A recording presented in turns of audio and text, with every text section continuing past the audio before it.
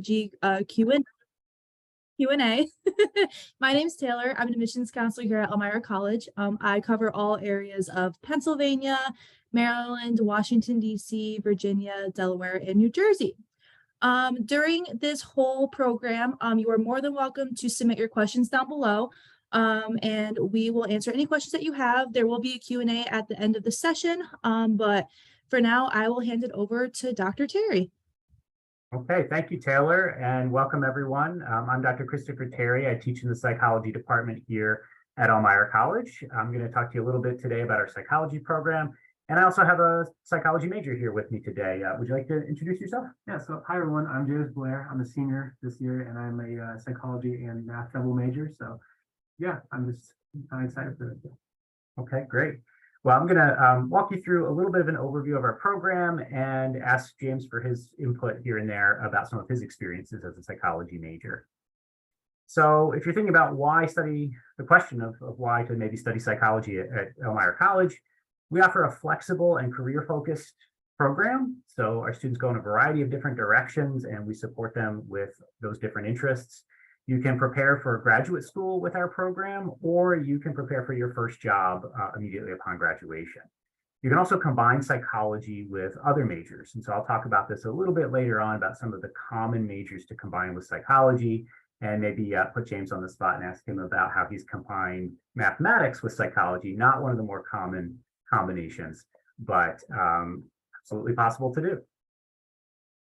So one of the things we try to emphasize in our program is for students to learn about the science, profession, and history of psychology. And we build that into the curriculum in a few different ways. I teach a course on the history of psychology. The picture I have up here is not really true psychological research. It's from the field of phrenology, which was often confused with psychology.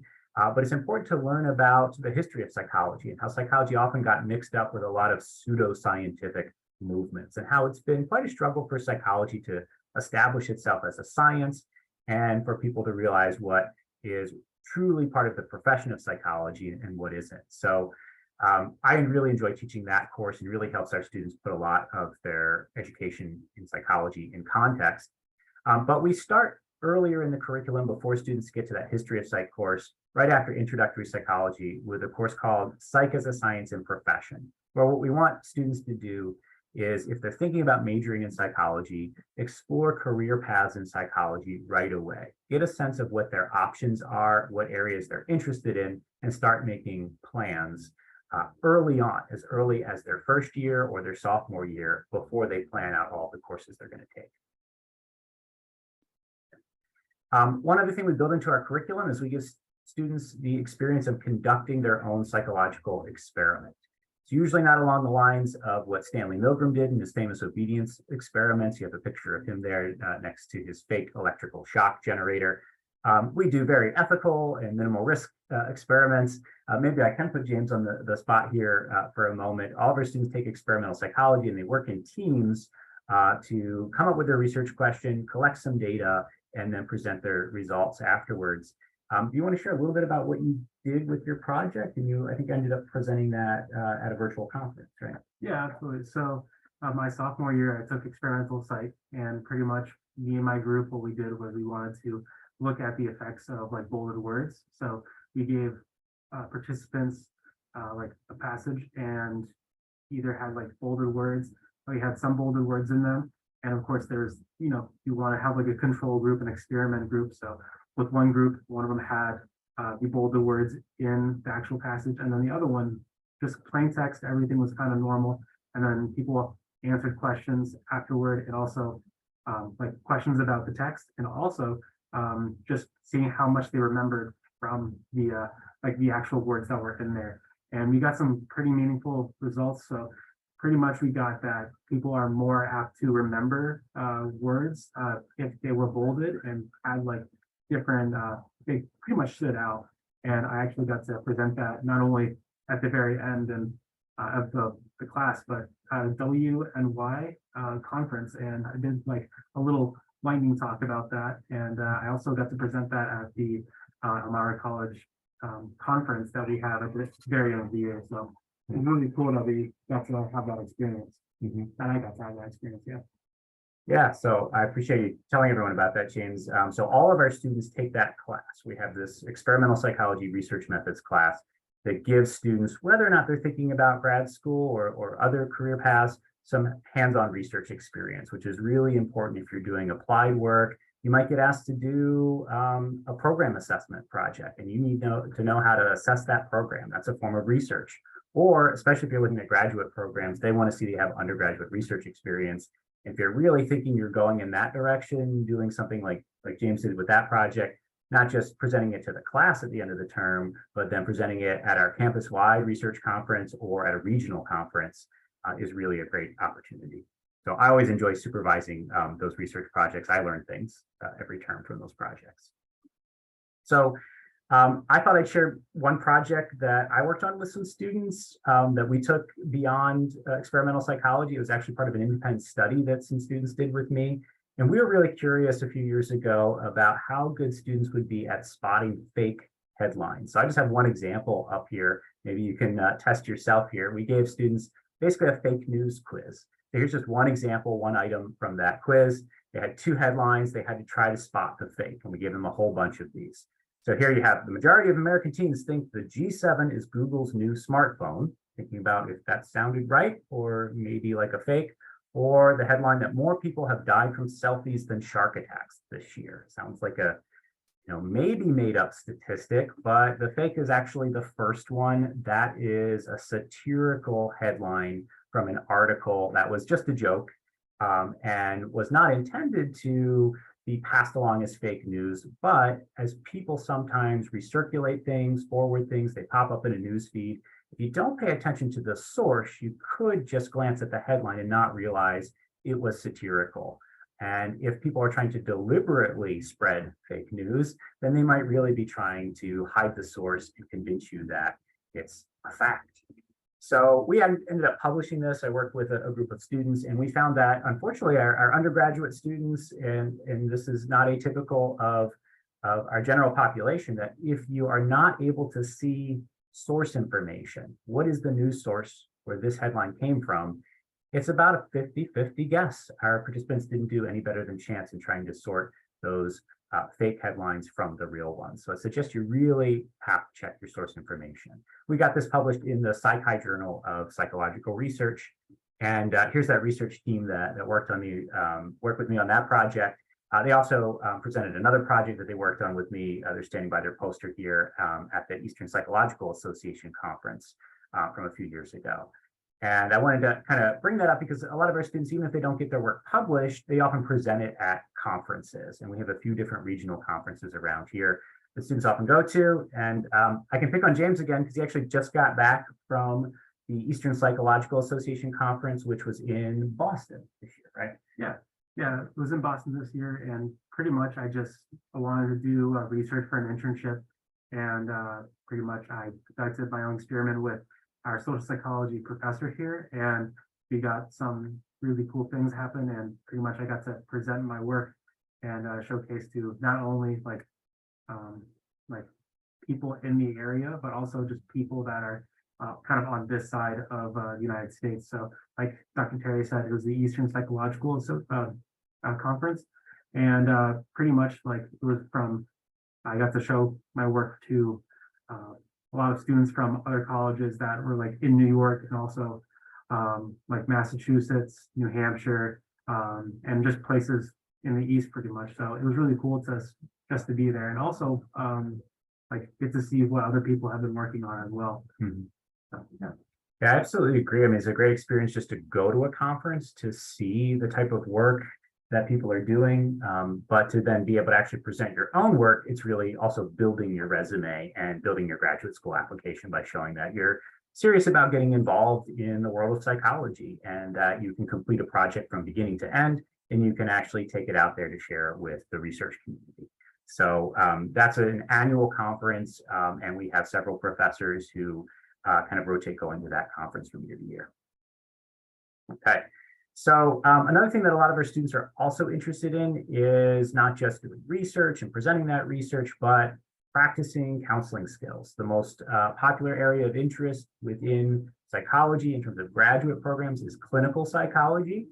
And so many of our students are interested in going in that direction, and we give them some unique experiences in their undergraduate program to help them get a sense of whether being a clinical psychologist or another type of counselor like a social worker might really be a good fit for them, and also have some experiences they can talk about if they're applying to those programs. So one course that we offer as an elective is called Basic Counseling Techniques. Dr. Ping Zhang, our clinical psychologist, teaches that class and makes it a very small class, 15 students or fewer every time she teaches that, so that they can really work on mock counseling sessions and starting to develop some of these skills early on. So that course complements some of our other core classes like abnormal psychology, where you can learn about psychological disorders, developmental psychology, so you can learn about development across the entire lifespan, and a variety of other things that are really important for clinical psychology. We also have a club and an honor society related to our psychology program. The honor society is called Psychi. It's the International Honor Society in Psychology. We've had a chapter for over 50 years now. We induct students every year, and they're eligible in their sophomore year for induction. They're maintaining a high GPA and pursuing a psychology major. They can then run for election to become chapter officers for Psychi, and there are often special events at conferences like the Eastern Psychological Association for Psychi members. We have a club, though, that students, regardless of their major, can get involved in from day one in their first year at Elmira College. It's called Active Minds, and it's an organization that promotes mental health awareness on college campuses and advocates for support, mental health support on college campuses. So we started a chapter here a number of years ago, and we get students from all different majors who get involved in this club. And so psych majors often then recruit their non-psych major friends to also get involved in this club, because mental health is an important issue for everyone. Okay. Another kind of unique thing that we offer here at Elmira College is the opportunity to travel in what we call term 3, which is our sort of final piece of the academic calendar. We don't have semesters, we have trimesters, but we have 2 long terms that we call fall and winter, and then a short term at the end of the year that's part of our regular academic calendar from mid-April through late May, where students take 6 credits, and they either choose to stay on campus and take various electives or fulfill certain requirements, or possibly sign up for a travel course where the full-time faculty might take them to learn about culture or the landscape or do science in another country. So every year we're rotating in different travel courses. I'm typically on campus teaching psychology electives, as are our other psychology faculty, and occasionally we build some travel into our classes. So there's just a vast variety of things to do in spring term. Do you have any kind of favorite experiences? You only have 1 spring term left since you're a senior now, but things that you've done in your spring term? So my sophomore year, pretty much like, because we are a liberal arts college, we want to like have our students be well-rounded and that sort of thing, and have like take classes in the art pillar.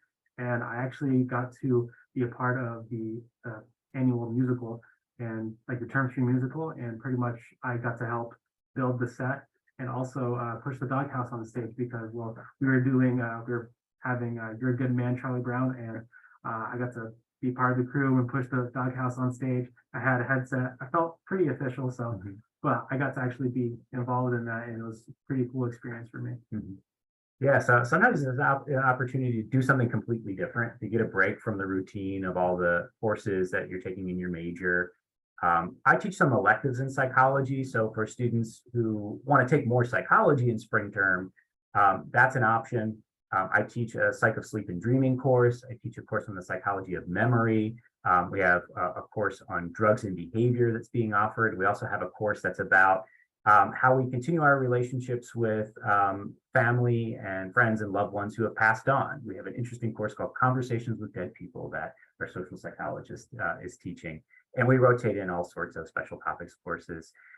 We've been chatting about maybe taking a trip to the History of Psychology Museum that is in Akron, Ohio, as an independent study in spring term. And so sometimes there are even mini travel opportunities like that we can set up.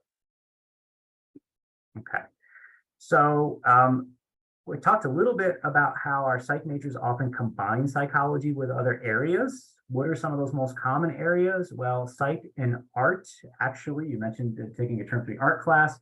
You can dabble in art. It doesn't have to become a major or a minor, but if you have an art background, you're interested in developing your artwork, you can do that in combination with psychology. And there's actually a new concentration within the art major focusing on art therapy. And so it builds in 12 credits of psychology into the art program that allows you to put together your art portfolio and get a background in psychology that you would need to get a master's degree in art therapy.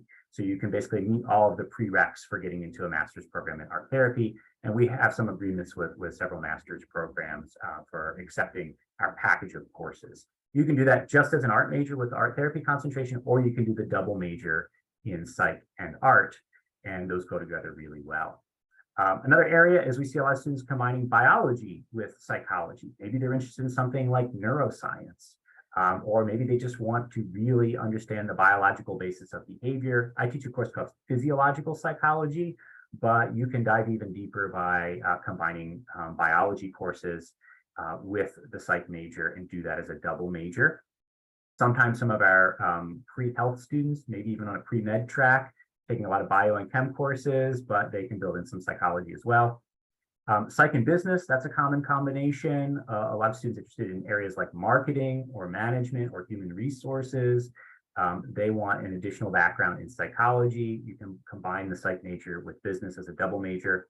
Psych and criminal justice, that's another really common major. Some of our students are interested in working within the criminal justice system. They want that strong background in psychology as well. Those two programs combine very nicely.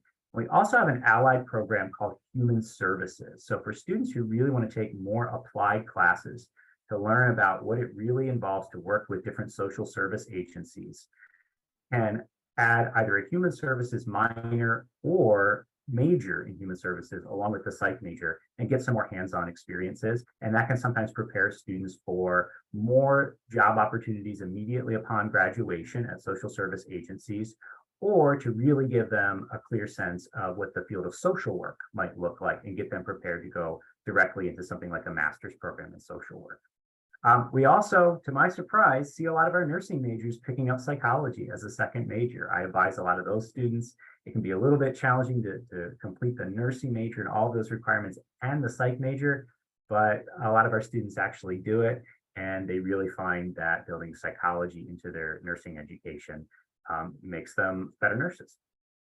So James, to put you on the spot one more time, I know that you kind of followed your interest in both psychology and math, which is not one of the common double majors. Yeah. But how has that worked out for you, kind of combining those interests? It's worked out pretty well. And the thing is that I want to, like, after my undergrad, I want to go into research. So having that strong math background, I know that's going to actually help me, like with my CV and my resume, like having that background and actually get me a little bit farther than people that are going to be in like other just psychology majors and that sort of thing. So in a way, having the math background, hopefully it'll work wonders for me in the long term. That's definitely a thing that I think is really appealing. If you're applying to graduate programs, especially at the doctoral level, you have to do a dissertation. So you have to do a big research project. You're going to take more advanced statistics and research methods courses in a graduate program. So they usually are looking for applicants that have that strong background before going into the program.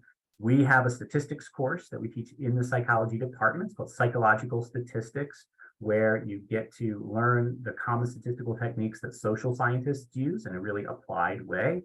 So you really get a focused training in statistics. You put that into practice when you take the experimental psychology course and do a research project.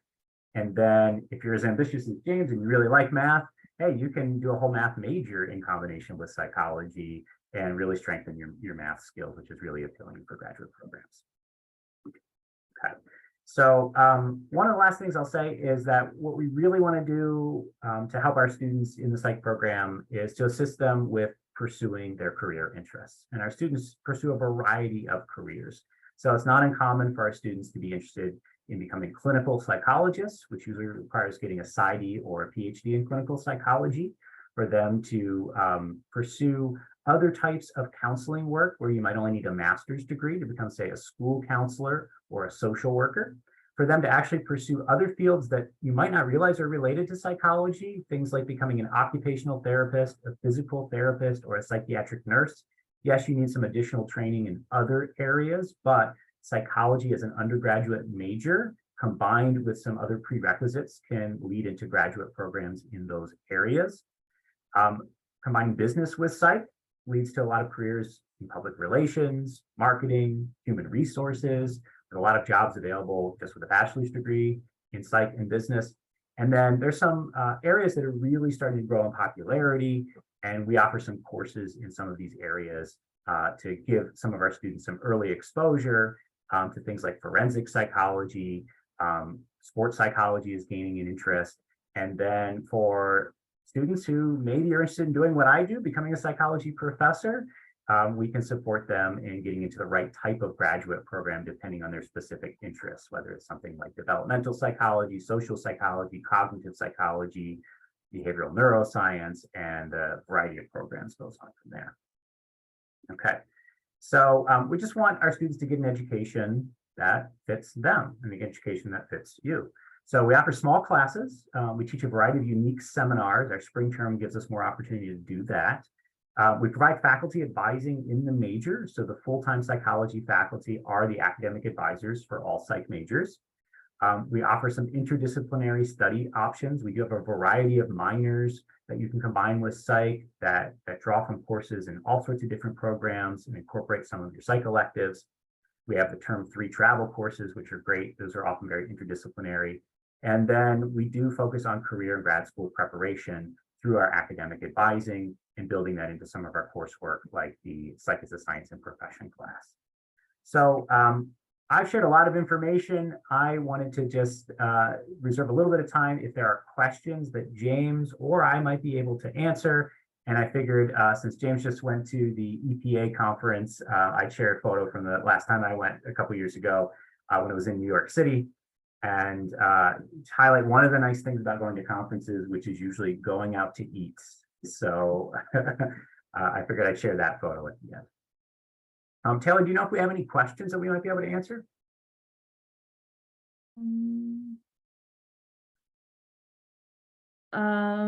I have one. So there's a student here who is an athlete. So how are athletes with psychology in a sense? Being a student athlete is very compatible with being a psych major. We have lots of student athletes who pick up psychology as a major. So it's something that the faculty are very accommodating and understanding about, that if they have a game, they're excused from class. And so if that conflicts with when their class meets, a lot of the games are on the weekends, but yeah, occasionally, depending on the sport, some of the games are during the week, and that's not a problem. So we work with the athletics department to make sure that students can either get something done ahead of a day when they're going to miss a game or make it up when they come back.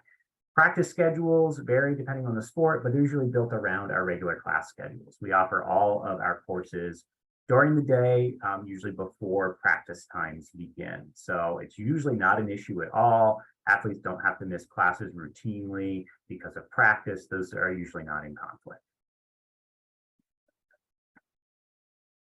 And then this question's for James.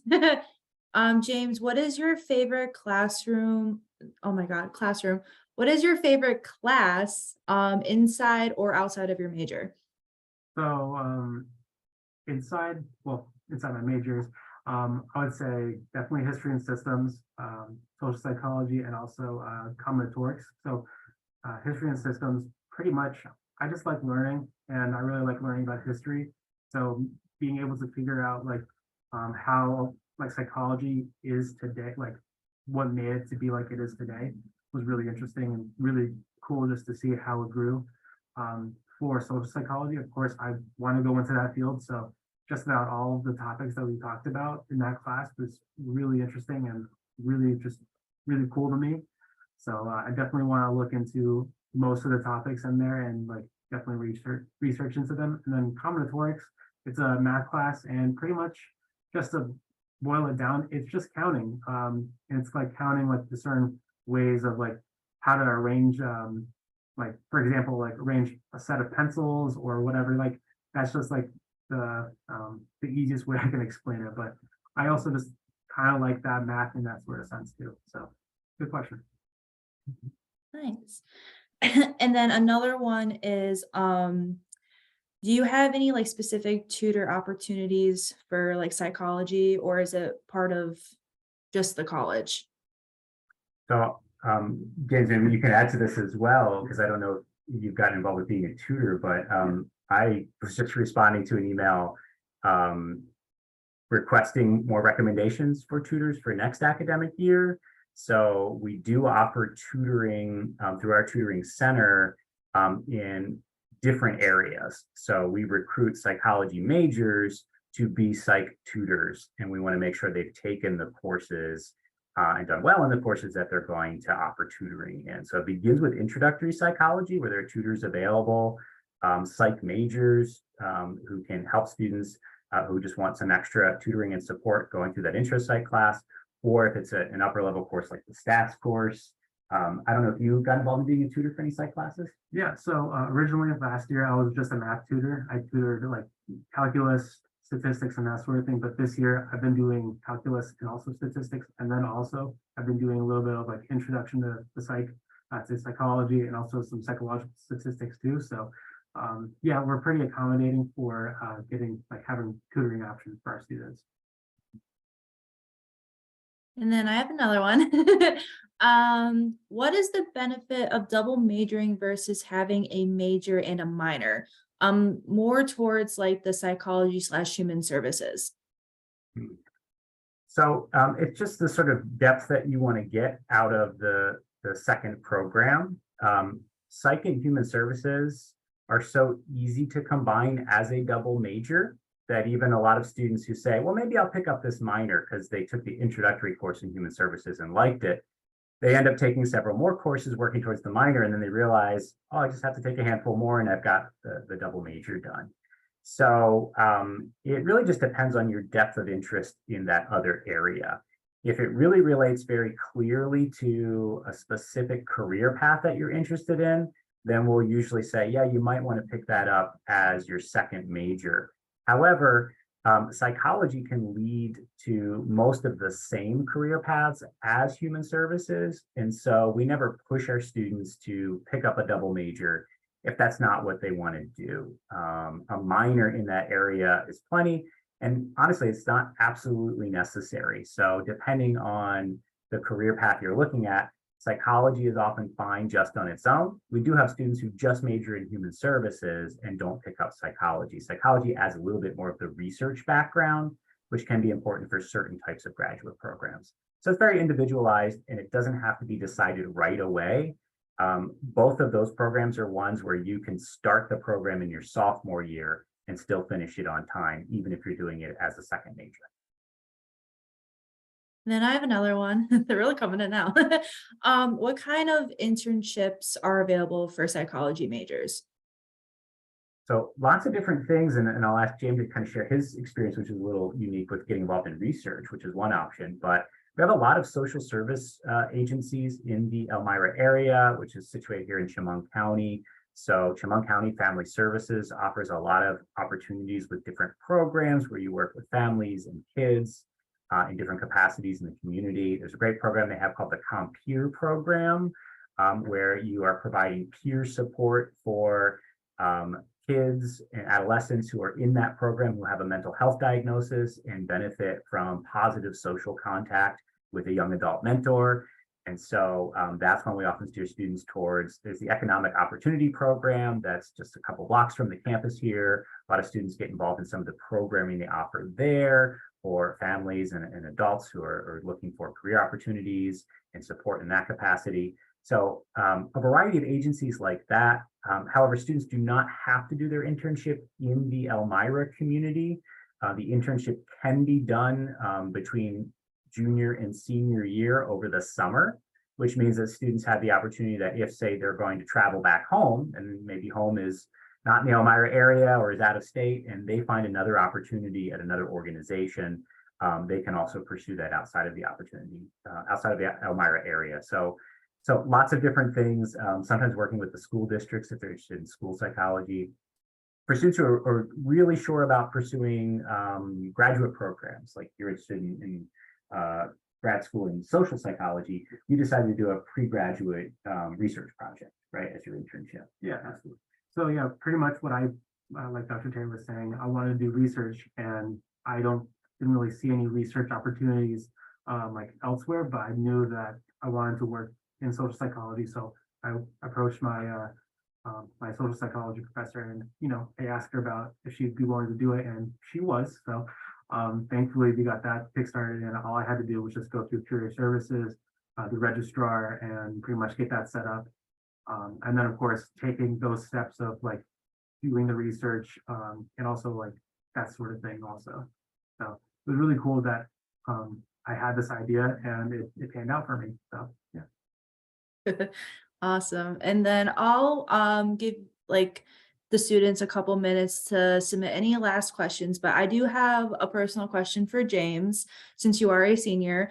Do you have any advice for the junior or seniors in high school that are watching this? Have an open mind, especially like trying to pick with like whatever you like want to do. I know when I was a junior and a senior, I really wanted to do psychology. I really wanted to do psychology since my freshman year of high school. So in a way, like I was really set on that path, and I'm really happy with where I got to be now. But then again, on my journey, I've always had like an open mind of like, oh, I could be doing this or that. And during my time here, I've gotten involved with a lot of things, and also taken a lot of classes that I've really enjoyed. So for example, I really like ceramics, and that's definitely something I could probably like do on the side later in life. So I definitely say keep an open mind and know your options, and also reach out to people like your family and friends for support and that sort of thing. So yeah. I'm gonna tag something onto that. What do you wish you knew before you came to college, Um, if there is anything? Sleep is really important. Um, Sleep is important, making like pretty much taking care of yourself. Um, and also like definitely study hard and going to classes. Trying to think about other things. Um, I definitely agree with those. That go to classes, go to your Go to classes. classes, yeah. The professors want you there. They really do. yeah, And they want you to get a good night's sleep. So I teach that spring term class on the psychology of sleep and dreaming. And yes, we talk about dream theory, and that's fun, but a lot of it is actually about how important sleep is for your health. And so I'm often kind of giving students a little bit of awareness about how they might need to prioritize their sleep a little bit more. You have a lot of fun in college. There's a lot to do, but you do sometimes have to make sure you've got a schedule where you give yourself enough time to sleep and rest so that you can enjoy it the most. Yeah. I kind of want to visit that class, not gonna lie. You're welcome to. I have to tell students on the first day, this isn't a class. We don't nap in the class. You're supposed to stay awake during class. But yes, I want you to prioritize sleep after class.